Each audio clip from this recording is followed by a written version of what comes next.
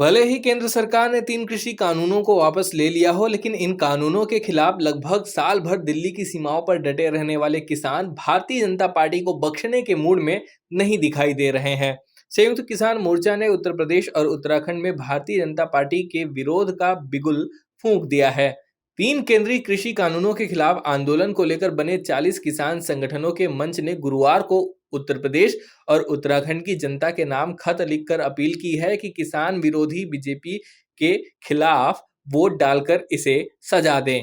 आज यानी गुरुवार को 3 फरवरी को प्रेस क्लब में संवाददाताओं से बातचीत करते हुए किसान नेताओं ने कहा कि उत्तर प्रदेश के चुनाव में लोगों को बताया जाएगा कि भाजपा ने किसानों के साथ धोखा किया है।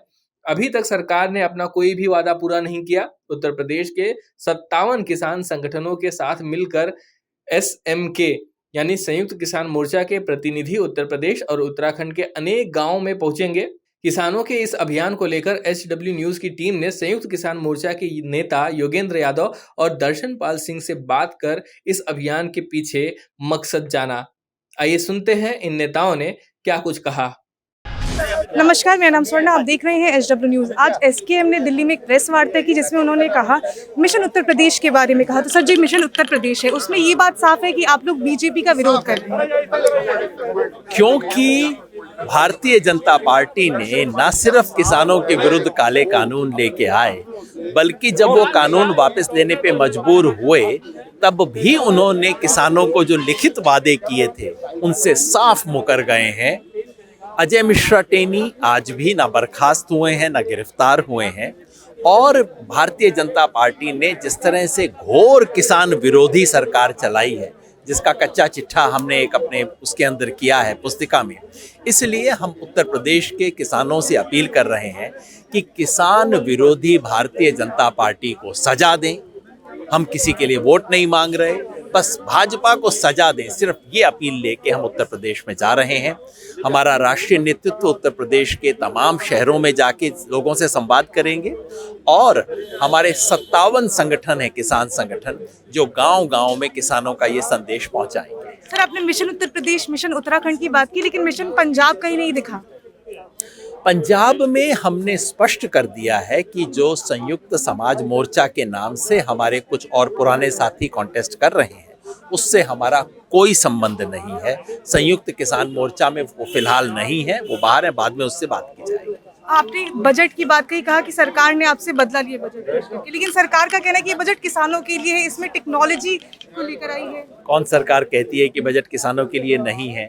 सच्चाई है कि किसानों से बदला लेने का ये बजट है। ना तो किसान को इंसाफ मिला, ना इनाम मिला, ना ईमान मिला। सर जो ये मिशन उत्तर प्रदेश है, इसकी क्या प्लानिंग है? इसकी मिशन उत्तर प्रदेश के लिए जी SKM ने पहले से अनाउंस कर रखा था जब हम आंदोलन में थे। यहाँ आज से 4 महीने पहले इसकी प्लानिंग शुरू हुई थी। ये चलते चलते टाइम लेट हो गया, लेकिन ये ऑलरेडी यूपी को, इसलिए हमारा यूपी और उत्तराखंड टारगेट थे क्योंकि यहाँ बीजेपी विराजमान थी और आंदोलन के हमारे इश्यूज़ को वे मान नहीं रहे थे। जो माना भी उन्होंने 3 कानून वापस लिए, बाकी मुद्दों को बीच में छोड़ दिया। जो लेटर हमको 9 तारीख को दी उन्होंने, 9 दिसंबर को, उसके मुद्दे भी अभी पेंडिंग है, जिसके लिए हमने वादा खिलाफी या विश्वासघात दिवस जो है वो 31 जनवरी को पूरे देश में मनाया।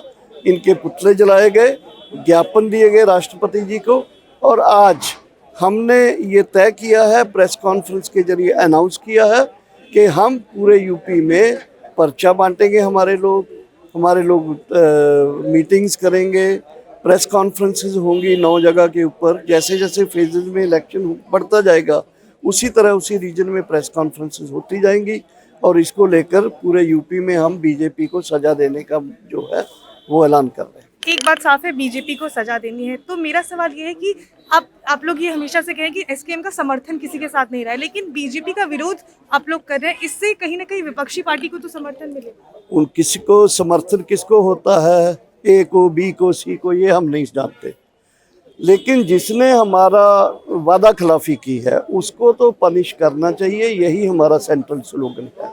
हमने ये नहीं कहा, इलेक्शन के टाइम ये कह रहे हैं, इसका एक इनडायरेक्ट मतलब जरूर है कि इसको सजा दो, इसको हराओ, लेकिन हमारा मतलब ये है कि हमारे साथ 3 पॉइंट में जैसे बोल दूं, पहले हमारे 750 किसान शहीद हुए, हम 1 साल 15 दिन बैठे, फिर कुछ मुद्दे छोड़ दिए, उनको भी चिट्ठी देने के बावजूद भी उनके ऊपर कुछ किया नहीं। बजट में किसान विरोधी बजट दे दिया और फिर अजय मिश्र टहनी अभी भी बैठे हैं। तो हमारा ये जो, क्योंकि आंदोलन अगर हमें जारी रखना है तो हमारे विपक्ष में जो भी दल है, व्यक्ति है, उसके ऊपर हमें टारगेट बना के रखना। आपने कहा कि बजट जो था वो किसान विरोधी बजट था, लेकिन वही सरकार का कहना है कि इस वर्ष जो बजट पेश किया गया वो पूरा का पूरा किसानों को नहीं, बिल्कुल नहीं। देखिए आप वहाँ उसने जो रखा है पैसा, वो MSP के लिए जो रखा है वो कम है, जो रूरल एग्रीकल्चर अलाइड उसके लिए रखा है वो कम है, जो बजट रखा है रूरल एरियाज के लिए वो भी कम है, जो बजट नरेगा के लिए रखा है वो भी 25,000 करोड़ कम है, 15,000 करोड़ कम है। तो ये जो बजट जिस तरह से, फिर स्टबल बर्निंग के लिए 0 बजट है। तो ये जो बजट को अगर आप देखोगे तो पूरी चीज़ तस्वीर आपके सामने पेश हो जाएगी। उसकी परसेंटेज पिछले साल के मुताबिक भी देख लीजिए या टोटल रकम भी देख लीजिए। तो इसलिए हमारा तो यह है कि इन्होंने किसानों को आंदोलन के चलते हुए सजा देने के लिए ये किया है। बिल्कुल भी बजट में किसानों के पक्ष में कोई चीज़, MSP है, MSP .7 वो % कम कर दिया है पिछले साल से। तो MSP आगे आने वाले दिनों में तो प्रोडक्शन बढ़ेगी, केवल पैडी, और उसके लिए तो हमने मांगा नहीं, हमने तो 23 फसलों का मांगा है। तो ये जो चालाकी वो करते हैं ठीक नहीं है। जो उन्होंने बजट में सैंक्शन किया है वो किसानों के बिल्कुल विरोध में। सर, मेरा बस आखिरी सवाल आपसे ये है कि 2 किसान नेताओं ने पंजाब में अपनी पार्टी बनाई है, उनका जो आइडियोलॉजी है वो किसानों को लेकर है, तो क्या उनकी जो आइडियोलॉजी है उसको समर्थन मिले? नहीं, उनकी आप कैसे जानते हो कि आइडियोलॉजी किसानों की? जिस तरह से वो कह रहे हैं।